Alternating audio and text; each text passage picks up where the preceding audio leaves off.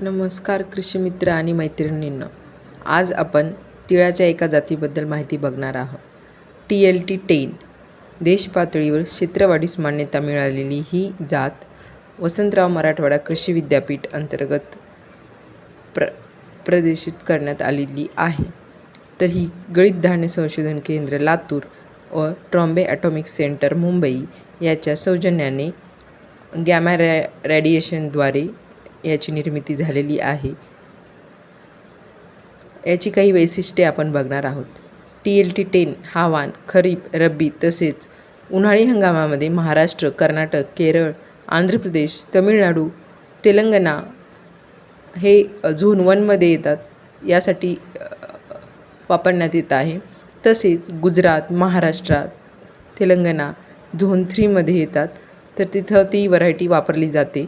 खरीप हंगामामध्ये लागवडीसाठी मान्यता मिळालेली ही व्हरायटी आहे. दुसरं वैशिष्ट्य म्हणजे या वाणाला 8 ऑक्टोबर 2024 साली अधिसूचित करण्यात आलेले आहे.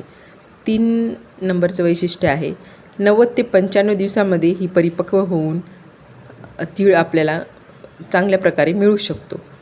4 नंबरचं वैशिष्ट्य आहे प्रति हेक्टरी 7 ते 8 क्विंटल उत्पादन ह्याचे विक्रमी उत्पादन मिळू शकते. 5 नंबरचं वैशिष्ट्य आहे TLT10 या जातीमध्ये तेलाचे प्रमाण 45.2% आहे. 6 नंबरचं वैशिष्ट्य आहे मायक्रोफोमिना, मूळ व खोड, कूज, फायलॉडी आदी रोगांना ही सहनशील आहे. 7 नंबरचं वैशिष्ट्य आहे पाणी गुंडाळणारी आळी व बोंड पोखरणारी आळी यासाठी सहनशील आहे. त्यामुळे यावर रोग आणि किडीचा प्रादुर्भाव हा कमी होतो. आणि सर्वात महत्त्वाचं वैशिष्ट्य म्हणजे 8 नंबरचं वैशिष्ट्य आहे बोल्ड सीडेड व्हरायटी आहे. बोल्ड सीडेड म्हणजे मोठं सीड असलेली ही जात खूप प्रमाणामध्ये आता शेतकऱ्यांकडून मागणी करण्यात येत आहे.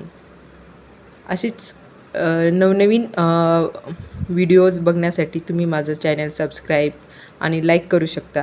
धन्यवाद कृषी मित्र आणि मैत्रिणींनो.